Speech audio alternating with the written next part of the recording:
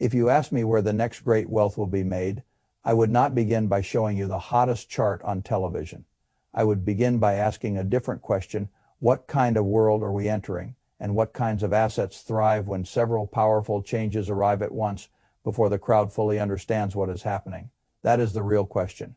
A lot of money gets lost because people keep asking smaller questions. What moved today? What is trending this week? Which stock had the biggest pop? Which headline feels exciting?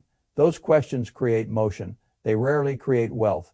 Wealth is usually built when you see the shape of a long shift early enough, buy sensible assets before certainty becomes expensive, and then stay still while the rest of the world argues about whether the change is real.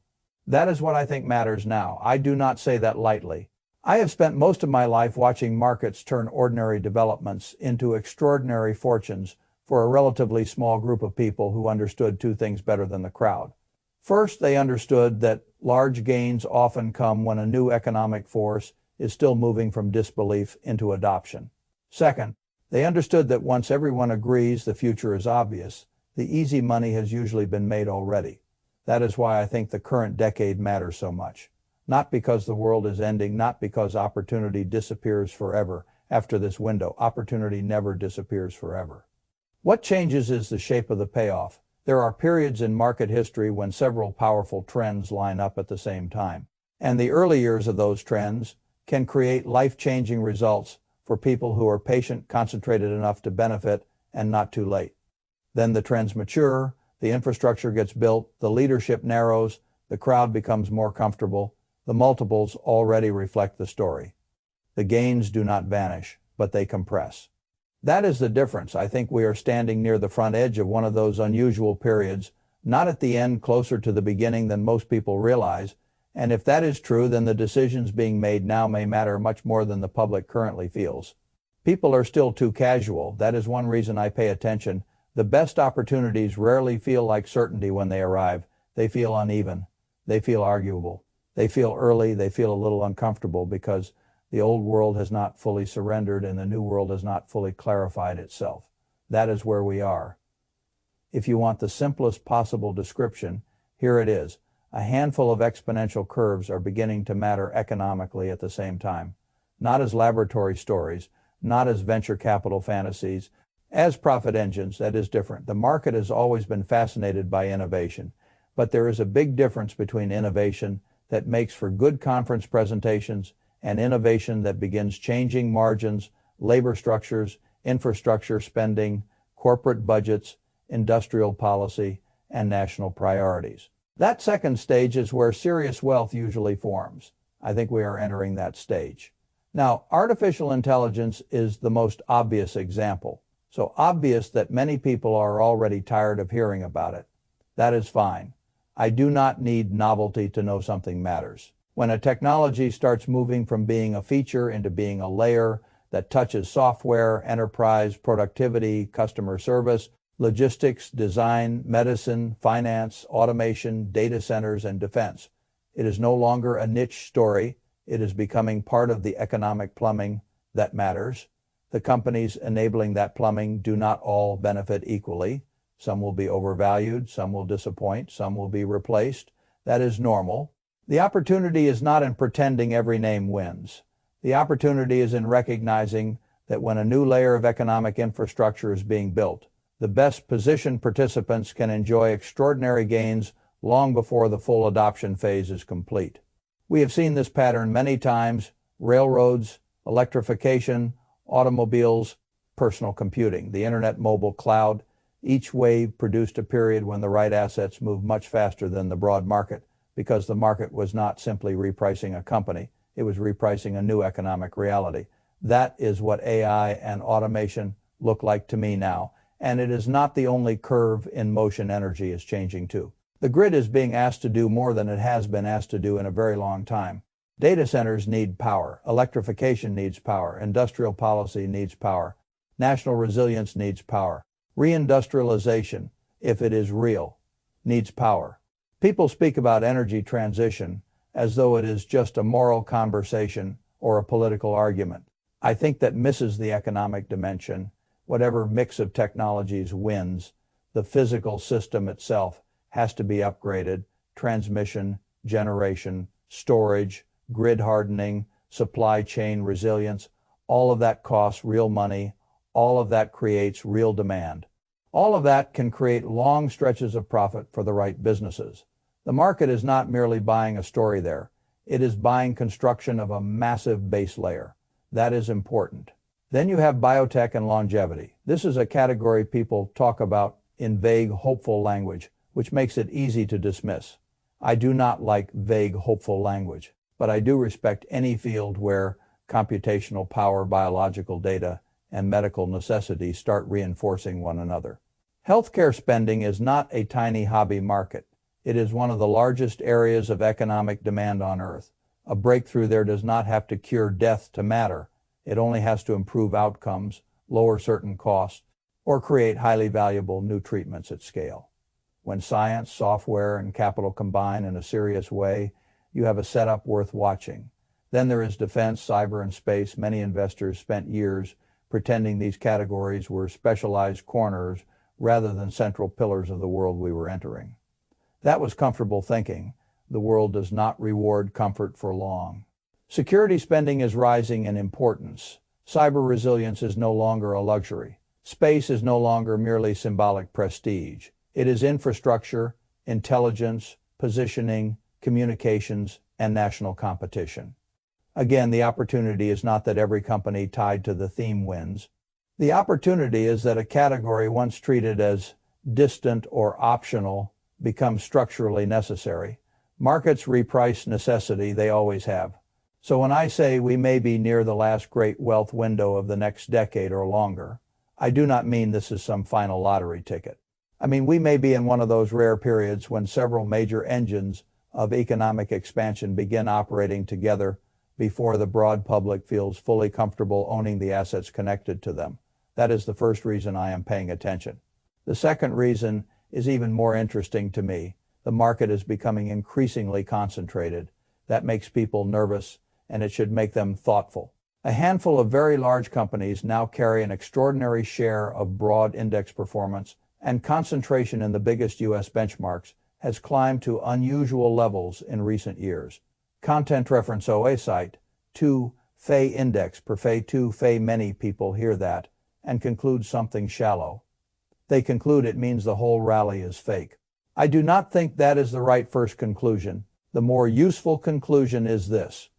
When a market becomes highly concentrated, it is telling you that leadership has narrowed, and when leadership narrows, broad participation becomes less reliable as a source of outperformance.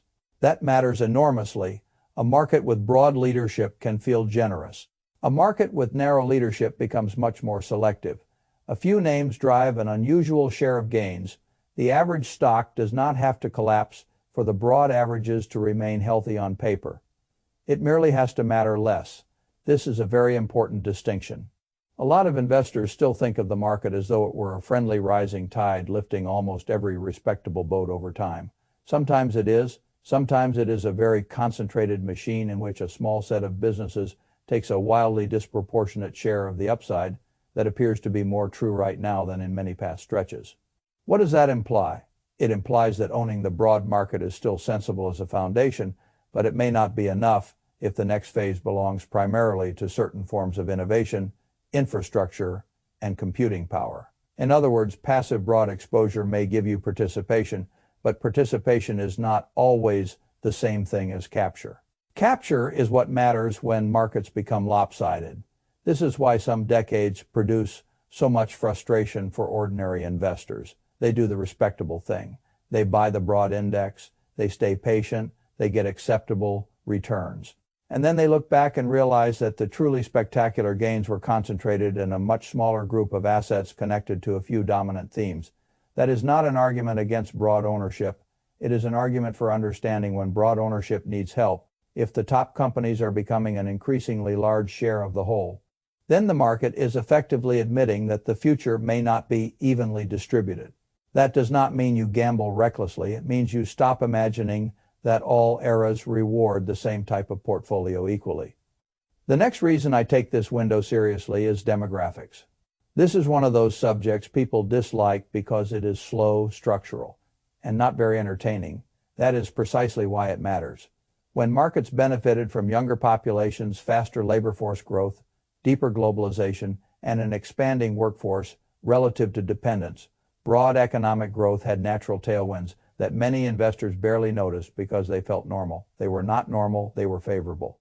An aging population changes the texture of growth.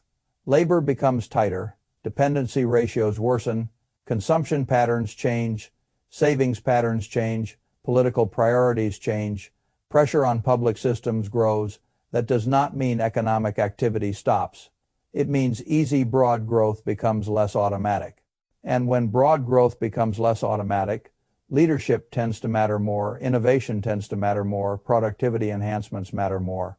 The companies and sectors that can still grow strongly, despite demographic drag, become more valuable relative to the market as a whole. That is one reason I think this decade may be unusually unequal in its rewards. The broad economy may still expand, but not every corner of it will enjoy the same tailwind. The winners may stand out more clearly.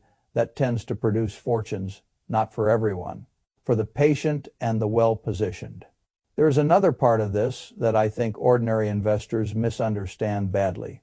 They hear demographic headwinds and assume that must mean the market cannot do well. It means broad growth may become harder. Harder broad growth tends to increase the premium placed on assets that can escape the average automate around labor limits, or supply what an aging, security-conscious, digitally dependent world still urgently needs. The easy winners shrink. The concentrated winners matter more.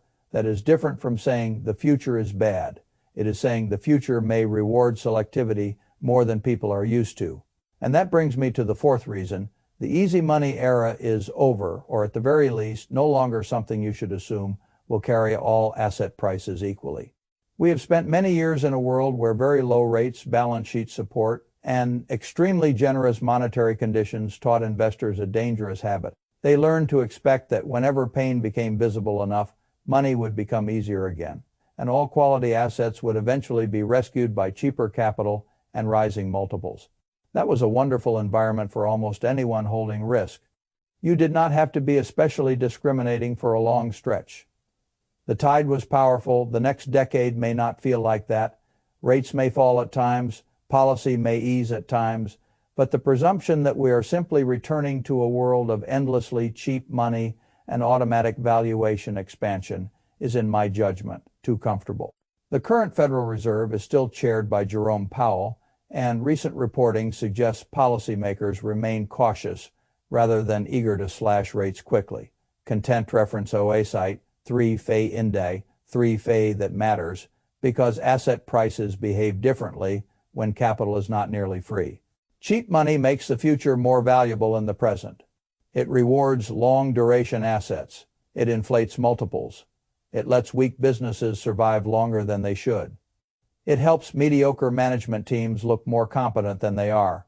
When that support fades, reality becomes stricter. Profits matter more. Cash flow matters more. Productivity matters more. Balance sheets matter more. And the very best businesses, or the businesses most directly exposed to structural growth, begin separating from the field. I think we are entering a period where people will need to be more selective and more realistic about where the upside truly resides. The broad market can still do well. I do not doubt that.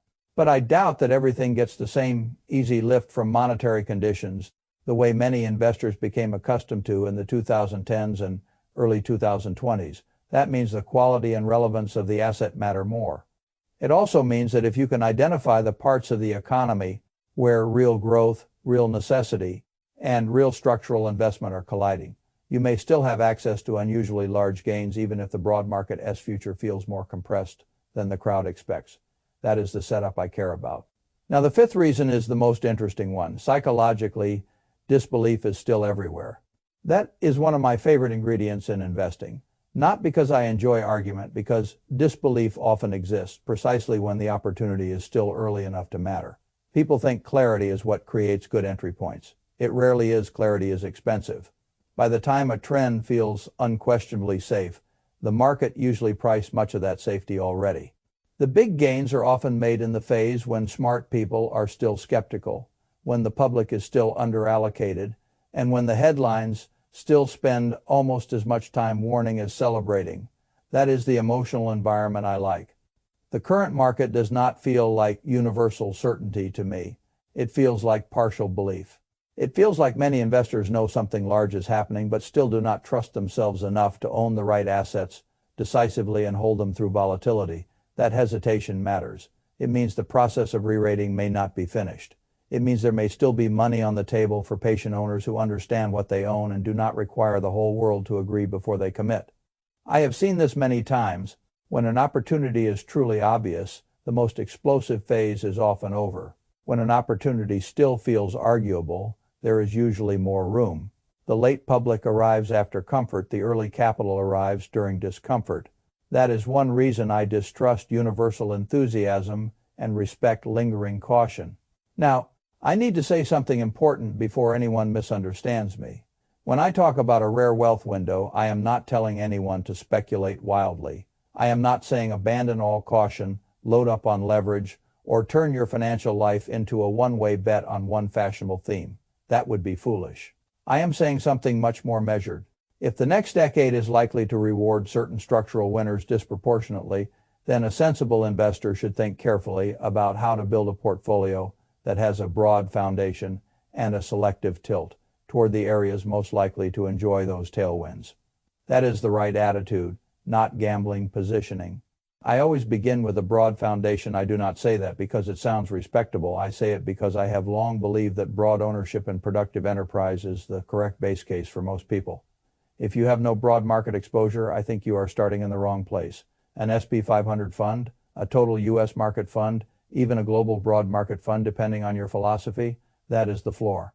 The floor matters because the floor keeps you in the game, even if your thematic ideas are imperfect. I like floors. They let you be right enough without demanding that you be perfect. But if I believe certain forces may dominate the next decade as wealth creation, I am not content with the floor alone. I want selective overweights. That is where the ETF discussion becomes useful. If I wanted broad large cap innovation exposure without turning the portfolio into a pure thematic bet, I would look very seriously at QQ or QQM. I am not claiming these are secret instruments. They are not. They are straightforward ways to own a concentration of large, highly innovative businesses, many of which are central to AI adoption, software infrastructure, digital advertising, cloud, enterprise computing, and the sort of margin expansion that occurs when technology becomes economically indispensable. These funds are not pure AI vehicles, which is one reason I like them for a core growth sleeve. They capture more than one trend. They own companies with scale, profitability, and broad relevance that matters. I prefer owning the economic backbone, not merely the story. Now, if I wanted a more direct AI and enabling technology tilt, I would look at a fund like ARTI, the iShares Future AI Tech ETF, which is specifically built around AI. Related technologies across hardware, software, infrastructure, and services. Content reference OASITE 4 Fe Index, Fe 4 Fe, that kind of fund interests me because the economic beneficiaries of AI are not limited to one or two obvious names. There are semiconductors, memory, networking, cloud infrastructure, enablers, integrators, and all the secondary businesses that become essential once a new computing layer starts scaling across the economy. A broader AI infrastructure basket can help an investor capture more of that ecosystem without pretending he knows exactly which individual company will emerge as the greatest winner. Again, I like structures that reduce the need for perfection. Then there is SMH, the VanEck Semiconductor ETF, which offers concentrated exposure to semiconductors and semiconductor equipment. The hardware backbone of modern computing and AI expansion. Content reference OASITE 5 Fe Index, Fe 5 Fe. This is a more concentrated expression of the thesis. I would not treat it as a substitute for the entire portfolio. I would treat it as a high conviction satellite for people who believe the hardware side of the computing build-out continues to have unusually strong economics. Every large digital wave eventually collides with physical constraints, chips, memory equipment, data centers, power cooling. The market loves to speak as if software alone creates the future. The future still needs hardware, hardware still needs capital, capital still produces winners. That is why semiconductors matter so much. Now, I am not telling everyone to own all three. I am saying I would think in layers, broad market first, then broad innovation backbone.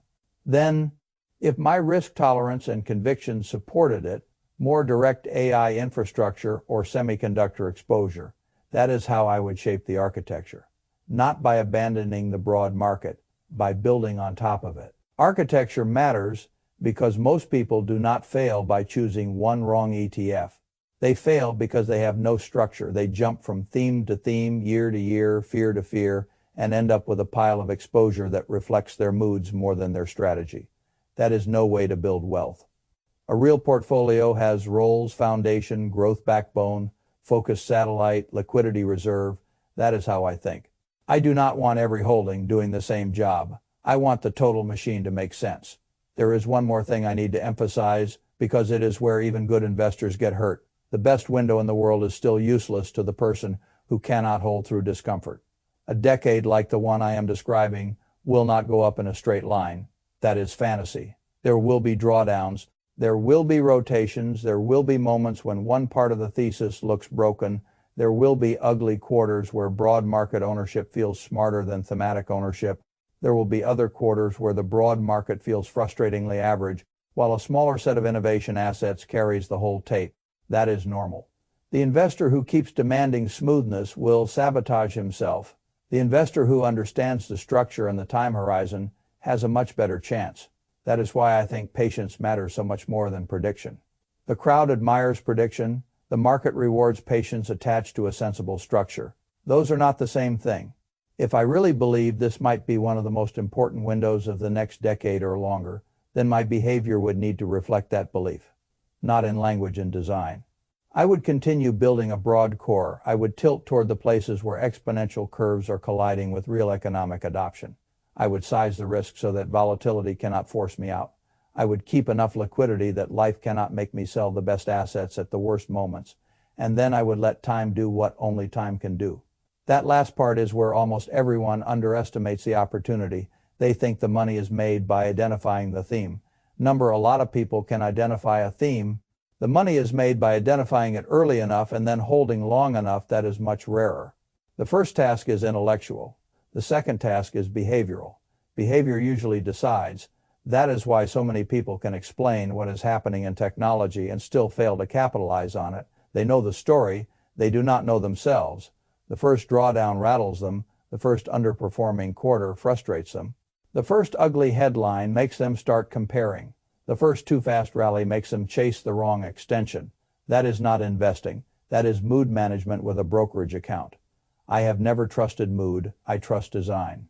If the next decade really is unusually lopsided, then the investor needs a portfolio that can benefit from that lopsidedness without demanding emotional perfection from him every month. That is why I am not interested in one all or nothing bet. I am interested in a broad base with intelligent concentration. That is different. Intelligent concentration says I understand what parts of the future may matter most, but I also understand that no one name deserves total faith. Now, I should say something about valuations because this is where excitement turns dangerous. A good theme can become a bad investment if the price assumes impossible perfection. That has always been true. The answer is not to avoid the theme entirely. The answer is to buy the exposure in a way that respects both the opportunity and the reality that some of the future's most obvious winners will also become periodically overhyped. That is another reason ETFs are so useful for ordinary investors here. They let you express a view about a broad force without pretending you can identify every eventual champion in advance. That humility is valuable. The future is often directionally clearer than it is specifically. I may know computing demand is rising. That does not mean I know which single company will own every link in the value chain a decade from now. A fund structure can help me benefit from the direction while reducing the damage from my inability to predict the exact hierarchy of winners. That is a very sensible trade. Now, let me make the emotional point as clearly as I can. The reason this window matters is not that it feels late. It is that it still feels early enough to cause disagreement. That is always the sweet spot. When people say now or never, I do not hear a call to panic. I hear a reminder that the first years of a large trend are different from the mature years. The first years are when multiples expand because the market is still discovering what matters. The mature years are when everyone already knows, and the gains have to come more from execution than from revaluation. The first years are when disbelief and underallocation still exist. The mature years are when institutions, consultants, pension systems, and retail money all finally converge around the same obvious exposure. That convergence is not useless. It is just less exciting. The dramatic money is often made before the convergence becomes complete. That is the part I think many people will look back on with regret. Not that they missed some secret, that they hesitated in plain sight because the opportunity did not yet feel safe enough to deserve commitment. That is how the market works. It does not reward comfort early. It rewards early discomfort. And the people who are willing to own sensible assets through that discomfort often wake up years later looking much smarter than they actually felt in real time. I have lived long enough to know that this is how the best periods usually look when you are inside them. Messy, debated, promising, uneven, noisy, and for the patient, incredibly valuable. So if you ask me what I would do right now, I would tell you this. I would keep broad market ownership as the foundation. I would treat innovation exposure through something like QQQM as a serious candidate for a core growth sleeve. I would consider a direct AI and enabling technology expression like ARTI if I wanted broader ecosystem participation beyond the biggest names. I would consider a focused semiconductor sleeve like SMH if I wanted to lean more aggressively into the hardware backbone of the build-out. I would not abandon discipline. I would not use leverage casually. I would not confuse a strong decade thesis with permission to stop thinking about price, risk, or position size. But I would respect the possibility that we are living through one of those rare stretches when a great deal of future wealth is being assigned right now. That is enough to make me serious. And seriousness in markets is usually a much better starting point than excitement. Excitement makes people chase. Seriousness makes people design. Design is what I trust, a broad core selective concentration. Time, liquidity, patience, that is a much stronger recipe than trying to outguess every headline. Most people want certainty before they commit. The market rarely offers it cheaply. If you wait until all the conditions are obvious, the easy multiples are gone. If you move too recklessly, you can still ruin yourself. The answer is not perfect timing. It is rational positioning while the asymmetry still favors the early owner more than the late admirer. That is where I think we are now. And if I am roughly right, then the next 10 years may feel very unfair in hindsight. Not because the world stopped offering opportunity, because a relatively small number of trends and a relatively small number of assets may end up doing an outsized amount of the work. That is how fortunes get made in public markets. Not usually by owning everything equally, by owning enough of the right foundation, plus enough exposure to the right concentrated tailwinds, and then refusing to talk yourself out of them every time the market reminds you that being early never feels comfortable. That is the whole point. The best wealth windows almost never arrive with a trumpet. They arrive with argument, and this one still has plenty of argument left in it.